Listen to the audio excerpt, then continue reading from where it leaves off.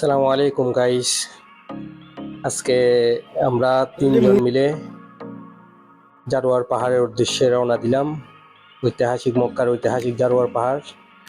ঐতিহাসিক জারোয়ার পাহাড়ে রওনা দেওয়ার পরে আমাদের একটাই উদ্দেশ্য, আমরা আজকে রোহিঙ্গা তো বর্মাউইদের ঐতিহাসিক খাওয়ার মুইঙ্গা মুইঙ্গা খাওয়ার উদ্দেশ্যে আমরা মুইঙ্গা যেখানে সেল করে ওখানে যাওয়ার উদ্দেশ্যে আমরা রওনা দিলাম। প্রায় কাছাকাছি চলে আসছি। এই তো এই দোকানে আমরা প্রবেশ করতেছি। আমরা তিনজন খাদক এসে আমরা খাওয়ার জন্য টেবিল সিলেক্ট করলাম এবং খাওয়ার অর্ডার দিলাম। মুইঙ্গা খাওয়ার অর্ডার দিয়ে এখন আমরা আস্তে আস্তে সব রেডি করতেছি। খাওয়া আরম্ভ। আমরা তিনজন খাদকে আছি। এই একজন খাদক,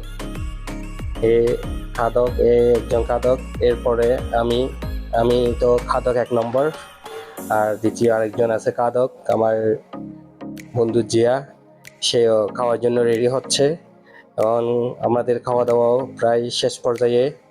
আমরা খাওয়া দাওয়া শেষ করে ফেলবো। এখন খাওয়া দাওয়া শেষ করে আমরা আবার গন্তব্যস্থল মক্কার উদ্দেশ্যে রওনা দিব। এখন রওনা দিচ্ছি, গাড়িতে উঠে গেছি। গাড়িতে ওঠার পর আমরা আস্তে আস্তে নেমে যাচ্ছি।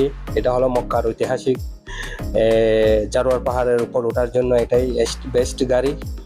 এই গাড়িতে উঠলে নিশ্চিত পাহাড়ে আপনি উঠে যেতে পারবেন, নামতেও পারবেন। তো তারপর একটু রিক্স হলেও ভালো। এই গাড়িতে চড়তে অন্যরকম একটা ফিল আসে মনের মধ্যে। আর জারোয়ার পাহাড় আসলে তো অবশ্যই অন্যরকম একটা মুড চলে আসে, যেটা বাংলাদেশের আবহাওয়া, বাংলাদেশের একটা বাজারের মতো। এখানে আসলে বাংলাদেশিদের সাথে দেখা হয়, অনেক ভালো লাগে। তো সেই জন্য আমরা প্রায় সময় আসি। তো আজকে একটু ব্লগ করলাম আপনাদের জন্য। আপনারা দেখবেন আমার ব্লগগুলা, ঠিক আছে? দেখার পর আমাকে সাপোর্ট করবেন। এবং আমরা এখন গন্তব্যস্থল আমাদের মক্কা হারাম শরীফের উদ্দেশ্যে রওনা দিব, আমাদের কর্মস্থল।